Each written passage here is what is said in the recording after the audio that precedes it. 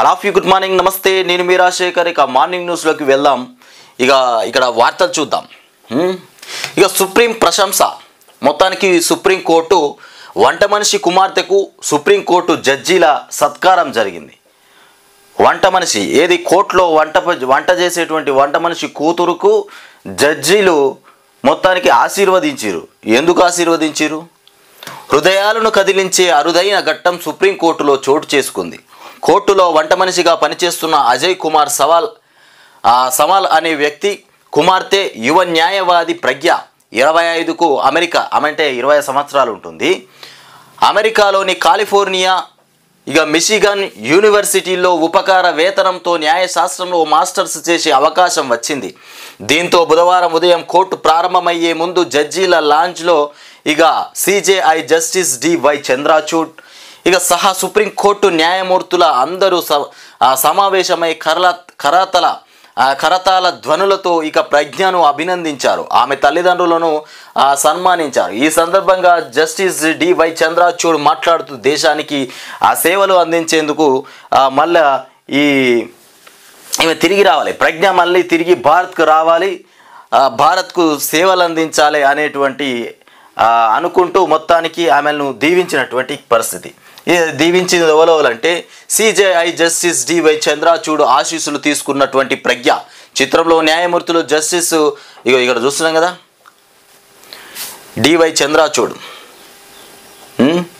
Justice DY Chandrachud ఆశీర్వాదం తీసుకుంటున్నటువంటి ప్రజ్ఞ చిత్రంలో న్యాయమూర్తులు justice Aniruddha Bose, justice BR Gavai తదితరులు అక్కడే పక్కనే ఉన్నారు. వాళ్ళందరూ కూడా ఈ ప్రజ్ఞను ఆశీర్వదిస్తున్నారు. ప్రజ్ఞ రోబో చూసిరా మీరు? కాఫీలు టీ మన రోబో సినిమా చూసాను చూడు, రజనీకాంత్తో తీసినటువంటి సినిమా. ఆ టైప్లో ఇప్పుడు రోబో అంట. చిట్టి ఏఐ సాఫ్ట్వేర్ ఇంజనీర్ అమెరికా సంస్థ కాగ్నిషన్ ఆవిష్కరణ చేసినటువంటి ఒక చిట్టి. కృత్రిమ మేధ ఏఐ ప్రతి రంగంలోనూ అద్భుతాలు సృష్టిస్తోంది. ఈ సాంకేతికతతో సృష్టించినటువంటి మాయా మనుషులు టీవీ న్యూస్ రీడింగ్ రీడర్గా వార్తలు చదవడం దగ్గర నుంచి టీచర్గా విద్యార్థులకు చక్కగా పాఠాలు బోధించడం వరకు ఎన్నో పనులు చేస్తున్నారు. తాజాగా కృత్రిమ మేధాతో రూపొందించినటువంటి software engineer AI chatbot కూడా వచ్చేసింది. అమెరికాకు చెందినటువంటి టెక్ కంపెనీ కాగ్నిషన్ కృత్రిమ మేధ ఆధారిత సాఫ్ట్వేర్ ఇంజనీర్ డెవిన్ను రూపొందించింది. ఆ చిట్టి సినిమా ఏది మన రోబో సినిమా చూసినాం కదా, దాన్ని బట్టే ఇది తయారు చేసినట్టున్నారు. ఇప్పుడు మామూలు విషయం కాదు ఇది. డెవిన్ను రూపొందించింది. ఇది ప్రపంచంలోనే మొట్టమొదటి ఏఐ సాఫ్ట్వేర్ ఇంజనీర్. డెవిన్ ప్రముఖ ఏఐ కంపెనీలు నిర్వహించినటువంటి ప్రాక్టికల్ ఇంజనీరింగ్ ఇంటర్వ్యూలను విజయవంతంగా పూర్తి చేసిందని ఆ సంస్థ తెలిపింది. ఒక ప్రాంప్ట్ ఇస్తే చాలు, అలవోకగా కోడ్ చేసేస్తుంది. వెబ్సైట్లను క్రియేట్ చేస్తుంది, సాఫ్ట్వేర్ను సృష్టిస్తుంది అని డెవిన్ గురించి కంపెనీ పేర్కొంది. కష్టతరమైనటువంటి ఇంజనీరింగ్ ప్రాజెక్టులకు సంబంధించినటువంటి ప్రణాళికలను అమలు చేయగల సామర్థ్యం డెవిన్కు ఉందని వెల్లడించింది. కంపెనీలలో కష్టమైనటువంటి ప్రాజెక్టులను కూడా సాల్వ్ చేస్తుందన్న మరి ఈ చిట్టి. వాస్తవానికి ఆ సినిమాలో ఎట్లయితే రోబో పనిచేసిందో గా రకంగా చిట్టి ప్రయత్నం ఉంది, మరి గట్టిగానే ఉంది. ఇది మామూలు విషయం కాదు మరి. ఇక్కడ ఏందో పొంగులేటి ఉత్తమ్, ఇక్కడ మళ్ళా పోతే బట్టి కూడా ఉన్నారు ఉప ముఖ్యమంత్రి. ఇది ఏం జరిగింది? ప్రగతి పనుల సందడి. ప్రగతి పనులకు సందడి ఏర్పాటు చేసిరు వీళ్ళంతా. సందడి.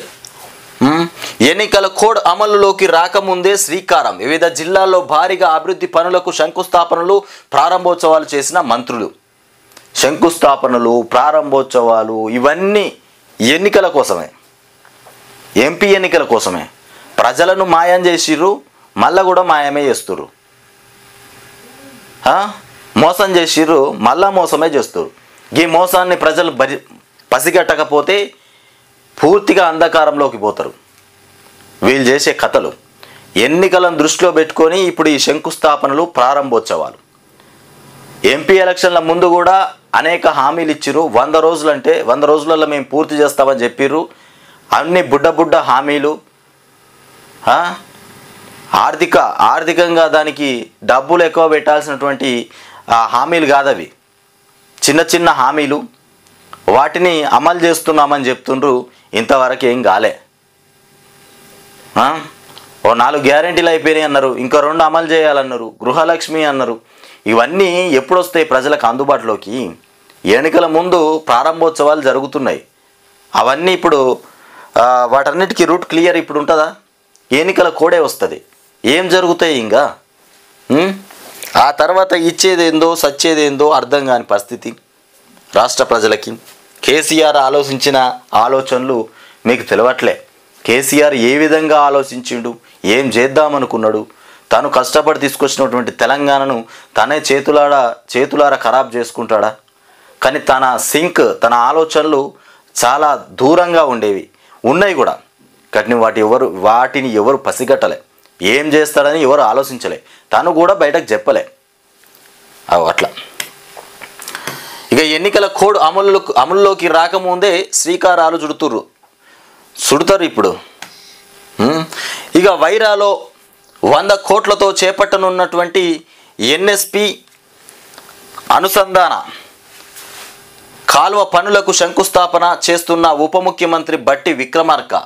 ఈ కాలువ పనికి ఒక్కదానికి పంపించిరా బట్టి విక్రమార్కను?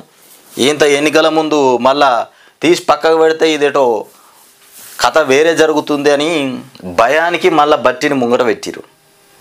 భయానికి ఈ టైంలో ఒక్కసారి చూసిర్రు ఎట్లుందో వ్యవహారం అని, భయానికి మళ్ళీ ఇదేదో రివర్స్ అయ్యేటట్టుందని బట్టికి మళ్ళా ప్రారంభోత్సవాలు, శంకుస్థాపనలు.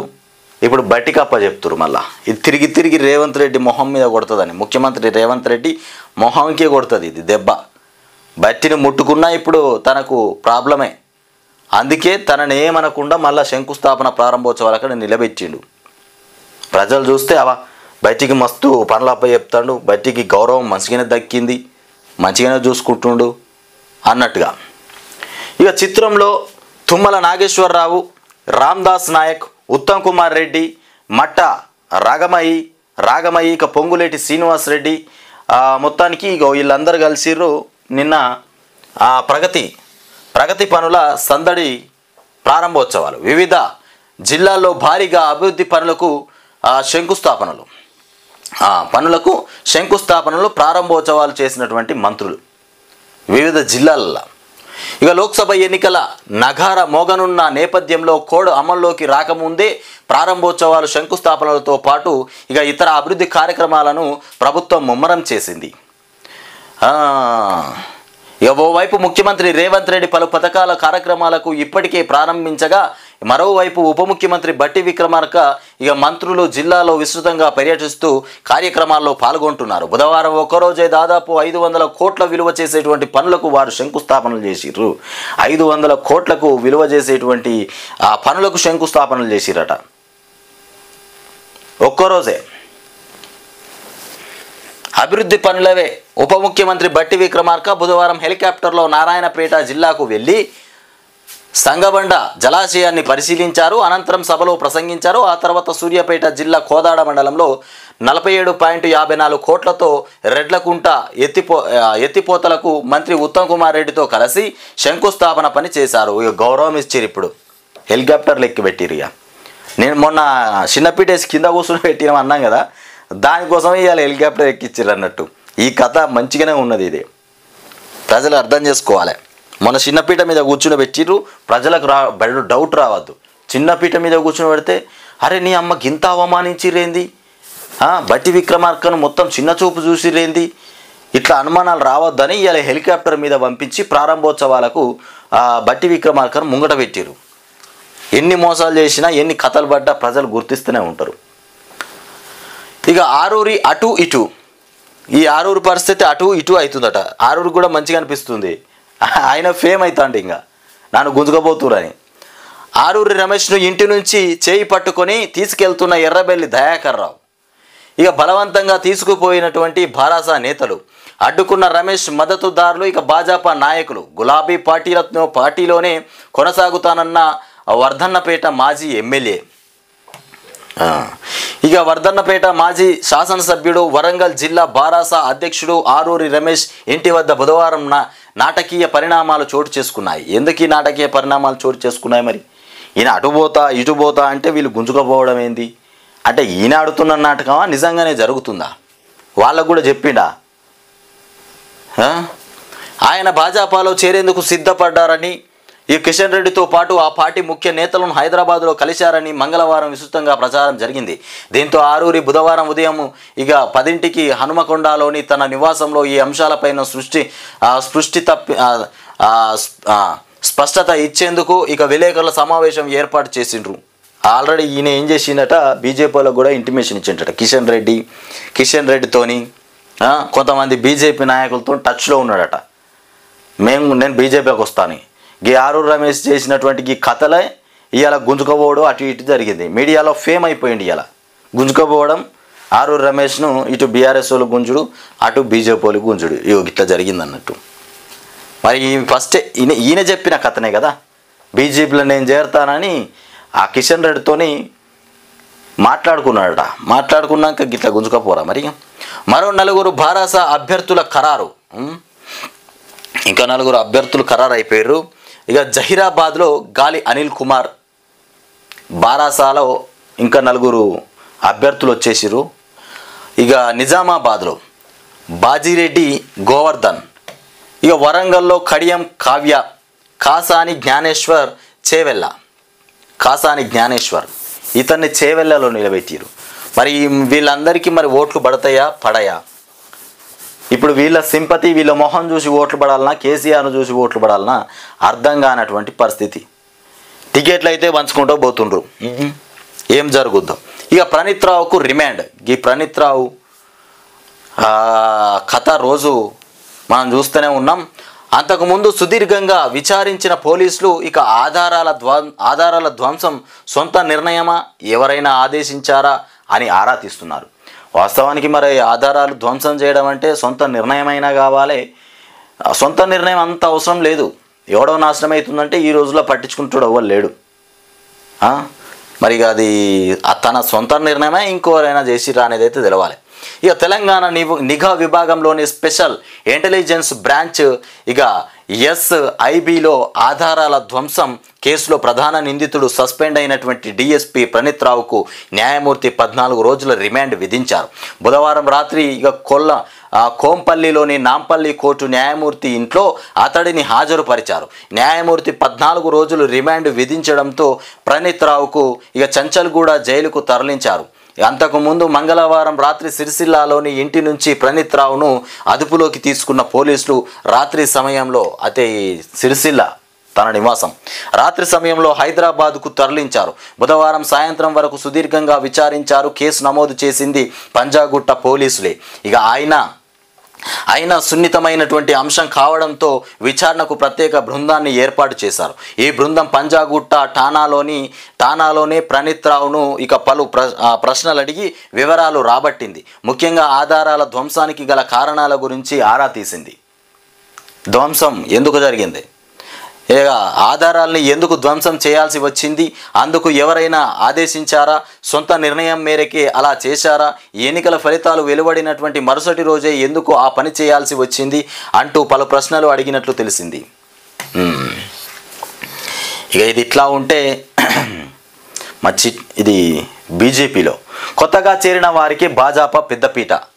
బీజేపీలో కొత్తగా ఎవరైతే చేరుతుర్రో వాళ్ళకే బీజేపీ పెద్దపీట వేస్తుందట. అసలు మరి ఇప్పుడు రాష్ట్రంలో అసలు ఈ ఎన్నికలలో ఎవరు గెలుస్తారు, మళ్ళా ఏ పార్టీ ముందుకి రాబోతుంది, ఏ పార్టీకి పట్టం కట్టబోతురు రాష్ట్ర ప్రజలు అనేది తెలవలేక ఆగమైపోతారు. ప్రధాన పార్టీలు అన్నీ నెత్తి పట్టుకున్నాయి, తల పట్టుకొని పరేషాన్ అయిపోతున్నాయి, పరేషాన్లో ఉన్నాయి. కొత్తగా చేరిన వారికి భాజపా పెద్దపీట వేస్తుంది. 3 రోజుల క్రితం చేరిన 4కి టికెట్లు, మొత్తం 6 స్థానాలకు అభ్యర్థులు ఖరారు. ఇక సిట్టింగ్ ఎంపీ సోయం బాపురావుకు దక్కనటువంటి అవకాశం. రాష్ట్రంలో చేరికకు ఇక్కడ చూద్దాం ఎవరెవరికి ఎక్కడెక్కడ టికెట్లు ఇచ్చిరో ఆ స్థానాలు చూస్తే డికే అరుణ మహబూబా నగర్, రఘునందన్ రావు మెదక్ నుండి రఘునందన్ రావుకు టికెట్ ఖరారు అయిపోయింది. ఇక సీతారాం నాయక్ మహబూబాబాద్, ఇక గోడం నగేష్ ఆదిలాబాద్, ఇక గోమాసె శ్రీనివాస్ ఇక పెద్దపల్లి, సైదిరెడ్డి నల్గొండ. గీళ్ళు మొత్తం మీద ఎంతమందికి కొత్తగా చేరిన వారికి ఇక 6 1 2 3 4 5 6 టికెట్లు అన్నట్టు 6 స్థానాలకు అభ్యర్థులను ప్రకటించేసారు వీళ్ళే. ఇక ఇంకొకటి ఏం చేస్తారు, 6 అటు ఇటు అయిపోయిందా, ఇక ముందే మేల్కోండి.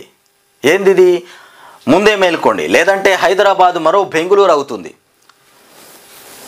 ఇక నీటి కొరత నివారణకు చర్యలు తీసుకోండి, భవన నిర్మాణాల్లో ఇంకుడు గుంతల నిబంధనలు అమలు చేయండి, ప్రభుత్వానికి హైకోర్టు ఆదేశాలు. హైదరాబాద్లో నీళ్ల కరువు రాబోతుంది. బెంగుళూరులో ఏ పరిస్థితి అయితే నెలకొన్నదో ఆ పరిస్థితి తెలంగాణ రాష్ట్రంలో హైదరాబాద్లో మొదలు కాబోతుంది. ప్రభుత్వానికి హైకోర్టు ఆదేశాలు జారీ చేసింది. నీళ్లు లేక కరువులతోని చచ్చిపోయే పరిస్థితి ఏర్పడుతుంది. ముందే మేల్కోండి, ఇంకుడు గుంతలు ఏర్పాటు చేయండి భవనాలల్లా అని చెప్తుంది. వేసవి కాలంలో తాగునీటి ఎద్దడి ముప్పు ముంచుకొస్తోందని ఇప్పటి నుంచే అప్రమత్తమైనటువంటి తగిన చర్యలు తీసుకోవాలని ప్రభుత్వానికి హైకోర్టు బుధవారం ఆదేశాలు జారీ చేసింది. జల సంరక్షణ చర్యలు చేపట్టని పక్షంలో హైదరాబాద్ నగరం కూడా మరో బెంగుళూరులా మారి ఇక నీటికి కటకట ఏర్పడుతుందని హెచ్చరించింది. నీటి సంరక్షణకు తీసుకోవాల్సినటువంటి పలు చర్యలను సూచించింది. వాటి అమలుపై ఈ నెల 26లోగా నివేదిక సమర్పించాలని కూడా ఆదేశాలు జారీ చేసింది. బెంగుళూరు లాగా అయిపోయిందనుకో పరిస్థితి ఘోరమైపోతుంది. ప్రభుత్వం చర్యలు తీసుకోవాలి. ఇప్పటికే రైతులను ఆగం చేసింది. రైతాంగానికి నీళ్ళు లేవు, పంటలు ఎండిపోయినాయి. ఇక తాగడానికి నీళ్ళు లేకపోతే మాత్రం ఇక బాగుండదు, ఇక చెప్పుకోవడానికి కూడా. 26లోగా నివేదిక సమర్పించాలంది. రాష్ట్రంలో హైదరాబాద్, సికింద్రాబాద్ నగరాల్లో నీటి కొరతపై తగిన చర్యలు చేపట్టేలా ఇక ఆదేశాలు జారీ చేయాలంటూ పిఆర్ సుభాష్ చంద్రన్ 2005లో రాసినటువంటి లేఖను అప్పట్లోనే హైకోర్టు పిటిషన్గా స్వీకరించింది. దానిపై పలుమార్లు విచారణ జరిపింది. తాజాగా ప్రధాన న్యాయమూర్తి justice Alok Aradhe, justice J Anil కుమార్లతో కూడిన ధర్మాసనం బుధవారం మరోసారి విచారణ చేపట్టింది. గతంలో ఇదే హైకోర్టు ఏర్పాటు చేసిన నిపుణుల కమిటీ ఇచ్చినటువంటి నివేదిక, ప్రభుత్వం దాఖలు చేసిన కౌంటర్లతో పాటు కోర్టు సహాయకుడి అయినటువంటి అమికప్ క్యూరీగా నియమితులైన సీనియర్ న్యాయవాది అయినటువంటి డి ప్రకాష్ రెడ్డి ఇక ఇచ్చినటువంటి నివేదికను న్యాయస్థానం పరిగణలోనికి తీసుకొచ్చింది. ఇట్లా ఉన్నది మొత్తానికి. నీళ్ల ఎద్దడి, నీటి కరువు రాకముందే జాగ్రత్త పడాలి ప్రభుత్వం. ఇక సాగునీళ్ళ కంటే ఇంతో అంతో కాదు, రైతులు చచ్చిపోయే రకంగా కరువు వచ్చింది. నీళ్ళు వస్తాయని నమ్ముకొని 10 ఎకరాలు పంట వేసుకుంటే 2 ఎకరాలు బారే పరిస్థితి నెలకొన్నది. 2 ఎకరాలు పారేటట్టు చేసినటువంటి కథ ఏది మన కాంగ్రెస్ ప్రభుత్వం అధికారంలోకి వచ్చినాక నీళ్ళు పూర్తిగా భూగర్భ జలాలు మొత్తం అడుగంటిపోయినాయి, లేకుండా పోయినాయి. ఆలోచించారు వాళ్ళు. మేము మంచిగా పంట వేసుకుంటే ఈసారి మంచిగానే సంపాదించుకుంటాం అనుకున్నారు. కాంగ్రెస్ పార్టీ వచ్చినా ఏ పార్టీ వచ్చినా నీళ్ళు ఎటుపోవు అనుకున్నారు. కానీ నీళ్ళు కళ్ళ కనబడకుండా పోయినాయి. ఇక ఆర్టీసీలో 3035 ఉద్యోగాల భర్తీ, ప్రభుత్వ తుది పరిశీలనలో ప్రతిపాదనలు, జాబితాలో అత్యధికంగా 2000 డ్రైవర్ పోస్టులు. ఆర్టీసీలో అన్నారంలో తీవ్రంగా ఇసుక సమస్య. ఇక రాఫ్ట్పై 3 మీటర్ల వరకు ఇక మేట, తగ్గినటువంటి నీటి నిల్వ సామర్థ్యం, మేడిగడ్డలో ఇంకా పెద్ద ఎత్తున ఇసుక మెటక. ఇక అన్నారం బ్యారేజీలో భారీగా మేట వేసినటువంటి ఇసుక మొత్తం కుప్పలుగా కట్టింది అన్నారం బ్యారేజ్లో. ఈ అన్నారం, సుందిల్లా, మేడిగడ్డ ఈ ప్రాజెక్టులను ఇప్పుడు ఈ ప్రాజెక్టులో ఎన్డీఎస్ఏ బృందాలు విచారణ చేపడుతున్నాయి. కుంగడానికి, పగుళ్ళు రావడానికి కారణాలేంది, వాటి మీద ఆలోచన పెట్టింది. ఇప్పుడు అదే సర్వే జరుగుతుంది. ఆ రిపోర్ట్ ఇచ్చిన తర్వాత మన కాంగ్రెస్ ప్రభుత్వం పునర్నిర్మిస్తుందంట. రిపేర్ చేసి వాళ్ళు ఇచ్చిన రిపోర్టును బట్టి రిపేర్ చేసి చర్యలు తీసుకుంటాం. కారణాలకు చర్యలు, రిపేర్కు చర్యలు ఇవన్నీ తర్వాత చేస్తామంటారు. ఆలోపు ఎన్నికలు అయిపోతాయి, ఈ పంటలు కూడా అయిపోతాయి. ఈ బోనస్ ఇస్తాన్నారు, అది కూడా బోనస్ వడ్లేకపోయే బోనస్ ఎక్కడిది. ఇక బదిలీల స్కామ్ 50 కోట్లు, బదిలీల స్కామ్ 50 కోట్లు, భారీ స్థాయిలో టీచర్ల అక్రమ బదిలీలు.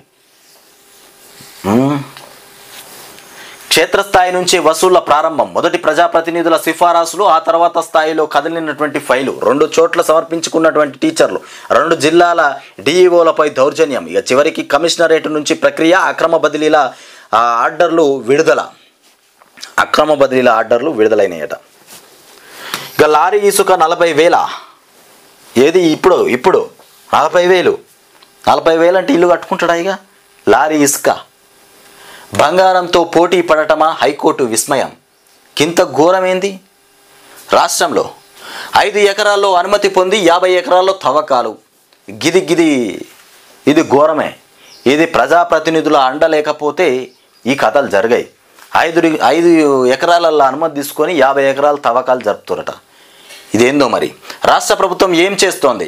ఏం చేస్తుంది? పైసలు కావాలి కదా, వాళ్ళు ఇస్తే తీసుకుంటుంది, చూసి చూడనట్టు ఇడిచిపెడుతుంది. దీని మీద కఠినంగా చర్యలు తీసుకోవాలి రాష్ట్ర ప్రభుత్వం మీద. సామాన్యులకు అందేలా చూసే బాధ్యత ప్రభుత్వానిది. తవ్వకం తరలింపుపై ఇక అధికారులకు నియంత్రణేది. ఇక రీచుల్లో ఏం జరుగుతున్నదో వారికి తెలియడం లేదు. ఇక మండల స్థాయిలో ఇక పాయింట్ పెట్టి విక్రయించండి. MOEF నివేదికపై కౌంటర్ వేయండి. ప్రభుత్వానికి హైకోర్టు ఆదేశం. విచారణ 20కి వాయిదా. హైకోర్టు మంచిగా ముట్టికాయలు బంచినెత్తుంది ప్రభుత్వానికి గట్టిగా. అటు పోతే నీళ్ళ కరువు వస్తుంది, అది చూసుకోమన్నది.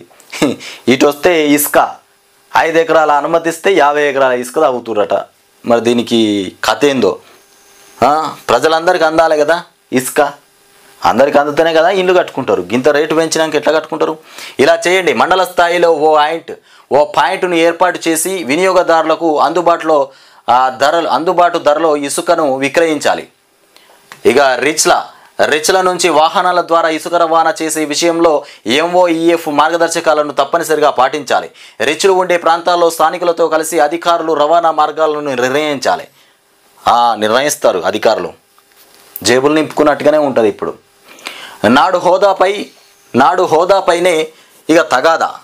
ఇది చంద్రబాబు నాయుడు కథ. ఆడపిల్లల కోసము కలలను ఇక రెక్కలు వెబ్సైట్ను ప్రారంభించి మాట్లాడుతున్న టీడీపీ అధినేత చంద్రబాబు నాయుడు. ఇక ఈ చంద్రబాబు నాయుడు ఆంధ్రప్రదేశ్లో జనసేన, టీడీపీ, బీజేపీకి 3 కలిసి పొత్తు పెట్టుకొని ఇవాళ లోక్సభ ఎన్నికలు, అటు అసెంబ్లీ ఎన్నికలు రెండిట్లలో పోటీ చేయబోతున్నాయి. ఏం చేస్తాడో చంద్రబాబు నాయుడు. మళ్ళీ ముఖ్యమంత్రి అయ్యేటట్టే ఉన్నాడు. ఇక రాష్ట్రానికి కేంద్ర సహకారం కావాలి. రాష్ట్రం కోసమే 3 పార్టీల పొత్తు. విపక్షాలు విడివిడిగా పోటీ చేస్తే ఓట్లు చీలి గెలవచ్చని జగన్ ఆశ. ఇక దానికోసం ఆయన ఎన్నో చేశారు. తక్కువ సీట్లు తీసుకుంటున్నారని జనసేన, బీజేపీలను రెచ్చగొట్టారు. ప్రజలు గెలవాలంటే ఇక ఓవైసీ ఓడాలి, మేమెవరం ఇక ఆహానికి పోలేదు అని జనం కోసం అందరం తగ్గి బాబు. ఇక జనసేన పాపం మన జగన్ చాలా ప్రయత్నం చేసిండట. జనసేనకును టీడీపీకి కొట్లాటలు మంచిగా పెట్టినట. మీరు తక్కువ సీట్లు, మీకు ఎక్కువ సీట్లు వచ్చినాయి, మాకు తక్కువ సీట్లు వచ్చినాయి, ఇట్లాంటి మాటలతో కన్ఫ్యూజ్ చేసి వాళ్ళని ఆగం చేయాలని పాపం జగన్ ప్రయత్నం చేసింది. కానీ జగన్ ఎన్ని ప్రయత్నాలు చేసినా మేము విడిపోయేది లేదు, కూటమితోనే పనిచేస్తామని చంద్రబాబు నాయుడు గట్టిగా చెప్పిండు. గట్లే నడిపిస్తున్నట. ఇగో బీజేపీతో ఉన్నప్పుడు అది తప్ప అన్ని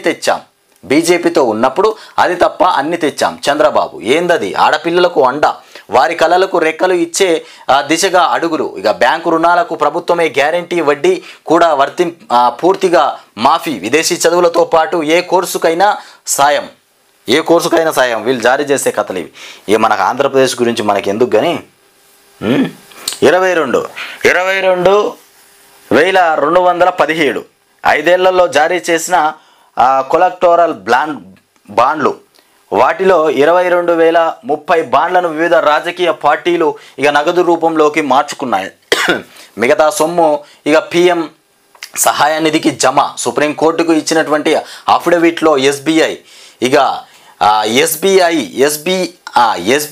అధ్యక్షుడు రాష్ట్రపతికి రాసినటువంటి లేఖను ఖండించిన అసోసియేషన్ సభ్యులు. ఇక SBI నుంచి బాండ్ల వివరాలు అందాయి, వాటిని గడువులోగా ప్రచురిస్తామంటూ ఇక CEC చెప్పినటువంటి కథ. కోర్టుకైతేనే వెంటనే చెప్పలేం, కేంద్రం అడిగితే ఆగమేఘాలపై ఇచ్చేస్తాం. ఎన్నికల బాండ్ల వివరాలపై ఎస్బీఐ ధోరణి ఇదే. గతంలో కేంద్ర ప్రభుత్వం అడిగినటువంటి 48 గంటల్లో సమర్పణ, ఆధారాలతో సహా రిపోర్ట్స్, కరెక్టివ్ సంచలన వ్యాసం. ఇదేంది? నిరంకుశ పాలనకు 67% మంది సై. ఆ దేశంలోని నిరంకుశ సైనిక పాలనకు పెరిగినటువంటి మద్దతు. సైనిక పాలనకు 72% మందికే ఓకే. 72% మంది ఓకే. ప్యూ రీసెర్చ్ నివేదికలో వెల్లడైపోయినటువంటి కథ. ఇది ఇట్లా ఉంది. రాహుల్ గాంధీ ఏమో స్కీములు తెచ్చిండు, అదేందో చూడరు. పేద మహిళలకు ఏటా ₹1,00,000 సాయం చేస్తాడట. ప్రభుత్వ ఉద్యోగాల్లో 50% వాటా. ప్రభుత్వ ఉద్యోగాల్లో 50% వాటా. ఆశా అంగన్వాడీల వేతనాల పెంపు. మధ్యాహ్న భోజన సిబ్బందికి కూడా దేశవ్యాప్తంగా ప్రతి జిల్లాలో సావిత్రిబాయి పూలే హాస్టళ్లు. 5 మహిళా న్యాయ గ్యారంటీలు. మహారాష్ట్ర భారత్ జోడో న్యాయ యాత్రలు ప్రకటించిన రాహుల్ గాంధీ సోనియా గాంధీ ఆలోచన ఏంటంటే మహిళలను టార్గెట్ చేస్తారు. మహిళలను టార్గెట్ చేస్తే ఓట్లు పడతాయి అనేది వాళ్ళకి తెలిసిపోయింది. వాళ్ళ వెపన్ అదే ప్రధానంగా. మిగతా పార్టీలు కూడా ఈ కోణంలో వెళ్ళిపోండి. అరాచక పార్టీతో పోరాటం. ఈ ఎన్నికల్లో ఖచ్చితంగా గెలిచే తీరాలి. టీడీపీ బీజేపీతో సమన్వయంతో వెళ్ళాలి. ఒత్తిళ్ళు వస్తే వెంటనే పార్టీ దృష్టికి తేవాలి. జనసేన అభ్యర్థులకు పవన్ దిశానిర్దేశం చేసిండు. జనసేన అభ్యర్థులకు టీడీపీ బీజేపీ జనసేన ఈ 3 కలిసినాయి కదా. ఎన్ని అవాంతులు వచ్చినా ఎన్ని విధాలుగా మాట్లాడినా మేము వీడేది లేదు. కూటమితోనే పనిచేస్తాం. ఇంకేమన్నా వేరే మాటలు వినబడితే ఒకసారి చెప్పురని చెప్తుండు. అమెరికా అధ్యక్ష బరిలో మళ్ళీ బైడెన్ ట్రంప్. అమెరికా అధ్యక్ష పదవిలో బైడెన్ ట్రంప్ వీళ్ళిద్దరే ఉన్నారు. మళ్ళా ఇరువురి అభ్యర్థిత్వాల ఖరారు. అధ్యక్ష ఎన్నికల్లో రెండోసారి రీమ్యాచ్. ఈసీల నియామకాలపైన రేపు సుప్రీం అత్యవసర విచారణ. ఈసీలను నియమించడంలో నియామక బిల్లుపై అభ్యంతరం వ్యక్తం చేస్తూ గతంలోనే పిటిషన్లు. తాజాగా కోర్టుకు ఏడీఆర్. ఉత్తరాఖండ్లో ఉమ్మడి పౌర స్మృతి బహుభార్యత్వం పైన నిషేధం. బిల్లుకు రాష్ట్రపతి ముర్ము ఆమోదం. చట్టంతో మహిళలకు ప్రత్యేక హక్కులు. కొనిజేడు ఇనుప ఖనిజం జిందాల్కే. ప్రైవేటు సంస్థకు 89% వాటా ఇచ్చి సంయుక్త భాగస్వామిగా ఎంపిక చేసిన సర్కార్. సొంత ఖజానాలు కలిగినటువంటి ఏపీఎండి సీకేమే 11%.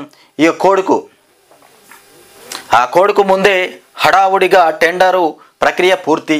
ఇలాగే జరగనుందని ముందే చెప్పిన ఆంధ్రజ్యోతి. ఇది ఇట్లా ఉందా? కొనిజేడు ఇనుప ఖనిజం వాటాల నిర్ణయంలో రూల్స్ తప్పారని స్పష్టీకరణ. త్వరలో జిందాల్తో జాయింట్ వెంచర్ ఒప్పందం. తొలి నుంచి గుట్టుగానే టెండర్ వివరాలు. జిందాల్. ఈ జిందాల్ అనేది ఒక ఇనుప ఖనిజం పేరు. 2018 గ్రూప్ 1 మెయిన్స్ రద్దు. జవాబు పత్రాల మూల్యాంకనంలో అక్రమాలు. ఏపీపీఎస్సీ చట్ట నిబంధనలు అనుసరించలేదు. మెయిన్స్ పరీక్ష తాజాగా నిర్వహించండి. అభ్యర్థులకు 2 నెలల సమయం ఇవ్వాలి హైకోర్టు. ఎంపిక ప్రక్రియ 6 నెలల్లో పూర్తి చేయాలని ఆదేశం. అక్రమాలతో లబ్ధి పొందిన వారిని గుర్తించడం సాధ్యం కాదు. రద్దే ఉత్తమం. న్యాయమూర్తి చెప్తున్నటువంటి కథ ఎట్లున్నది. మరో 4 ఖరారైపోయారు బీఆర్ఎస్లో. పంటలకు దేవుడే దిక్కు. వర్షం నీళ్లు తప్ప మరో దారి లేదు. ప్రజలు నీటిని వృధా చేయొద్దు. నీళ్ల కోసం కర్ణాటక సీఎంని కలుస్తాం. మంత్రి కోమటిరెడ్డి వెంకటరెడ్డి చెప్తున్నట్టు అంటారు. రైతులకు చెప్పేసిండి. రైతులారా మీరు బాధపడకండి, వర్షమే మీకు దిక్కు, మేము నీళ్ళు ఇస్తామని ఆశపడకర్రి. సూటిగా చెప్పేసిండి. నీళ్ళు ఇస్తామని మీరు ఎప్పుడు కూడా ఆశ పెట్టుకోవద్దు. వర్షం నీళ్ళతో పాట వండించుకోర్రి. మేము ఏదో చెప్తాడు కదా, నీళ్ళ కోసం కర్ణాటక సీఎంని కళానికి విలేకరుల కలంకం. వసూళ్లకు 4 బలి. 2.5 లక్షలు ఇక గుంజి మరో 20 లక్షల కోసం ఒత్తిడి, ముగ్గురు కొడుకులకు ఉరేసి తండ్రి ఆత్మహత్య. కలంతోని కలానికి విలేకరుల కలంకం. అమ్మ ఇంత ఘోరమానా? మహిళా కౌలు రైతు బలవన్మరణం. 10 ఎకరాల్లో పత్తి సాగుతో నష్టం, అప్పుల పాలై ఇక సుమలత ఆత్మహత్య. ఇది ఆసిఫాబాద్లో విషాదం. 10 ఎకరాల్లో ఆ పత్తి సాగుతో నష్టం జరిగిందట, ఇంత చచ్చిపోయింది, ఆత్మహత్య చేసుకున్నది. ఈ వెలుగు దినపత్రికలో ఏమొచ్చింది చూద్దాం. రాహుల్ గాంధీ చూసినాం కదా ఇక్కడ. ఇక ఆరోగ్యశ్రీకి కొత్త కార్డులు అట. రేషన్ కార్డుతో సంబంధం లేకుండా యూనిక్ ఐడితో ఇవ్వనున్న సర్కారు. రేషన్ కార్డుతో ఇక లింక్ కట్, అందరికీ స్కీమ్ వర్తింపజేసేందుకు కసరత్తు. 40 కోట్లు 400 కోట్లు అదనంగా ఖర్చు అవుతుందని అంచనా వేసినటువంటి స్కీమ్ లోకి ట్రామా కేర్ మరిన్ని ప్రొసీజర్లు అంటూ మనం ఇక్కడ వార్త చూస్తున్నాం. ఇక రేషన్ కార్డుతో సంబంధం లేకుండా చేస్తారట. ఇక పాడైంది పన్ను కాదు వెన్నుముక, కేసీఆర్పై మంత్రి పొంగులేటి ఫైర్. ఇక ఇట్లాంటి కౌంటర్కు ఎన్కౌంటర్ వేసుకుంటూనే బతుకుతాము, గిట్లనే మేము కాలం గడుపుతామని, కానీ ఇంకో పని చేసింది లేదు. కేసీఆర్ అవినీతి జబ్బు మేడిగడ్డకి కాదు అన్నారం సుందిళ్లకు కూడా పాకిందట. ఇక నీచమైనటువంటి భాషకు ఆద్యుడు కేసీఆరే. అబ్బా, మా రేవంత్ రెడ్డి ముఖ్యమంత్రి, మీ ముఖ్యమంత్రి ఏం మాట్లాడతలేరు. మన ముఖ్యమంత్రి, మన రాష్ట్ర ముఖ్యమంత్రి వేరే భాష ఏం మాట్లాడతలేడు, అడ్డమైన భాష.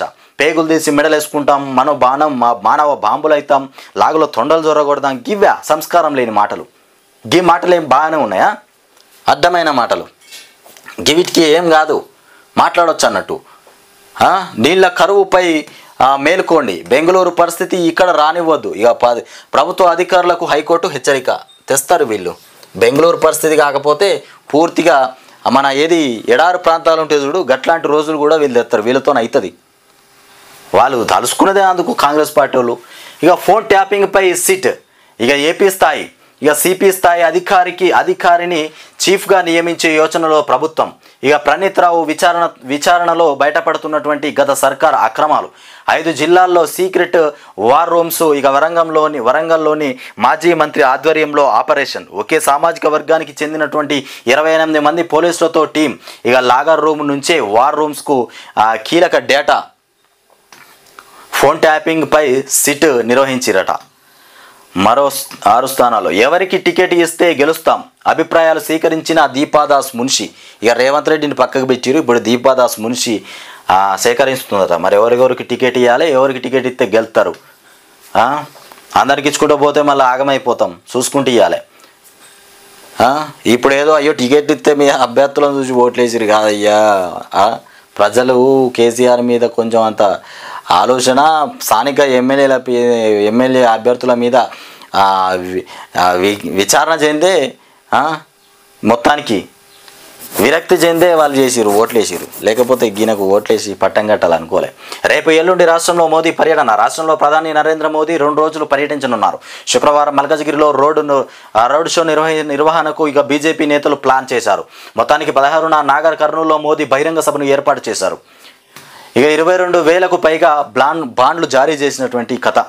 రాజకీయ పార్టీలకు విరాళం ఇచ్చేందుకు కేంద్రం తీసుకొచ్చినటువంటి ఎలక్టోరల్ బాండ్లను సంబంధించి వివరాలను ఎన్నికల సంఘానికి ఎస్బీఐ అందజేసింది. 2019 ఏప్రిల్ 1 నుంచి 2024 ఫిబ్రవరి 15 వరకు 22,217 బాండ్లు జారీ చేశామని పేర్కొంది. అమెరికా సైన్యం కల్పించుకుంటే అణుయుద్ధమే.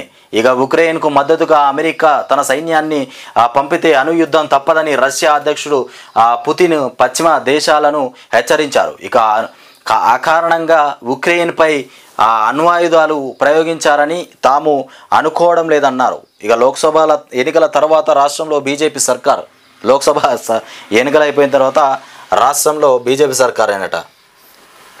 బీజేపీ సర్కారే రాష్ట్రంలో ఫామ్లోకి రాబోతుందట. అంటే రేవంత్ రెడ్డిని బీకేస్తారన్నట్టు. అట్లా ఉన్నది. బీజేపీ నేనొస్తా అంటుంది. మళ్ళీ కేసీఆర్ కూడా చెప్పిండు మనమే మళ్ళీ తిరిగి వస్తామని కేసీఆర్ కూడా మాట్లాడుతాడు.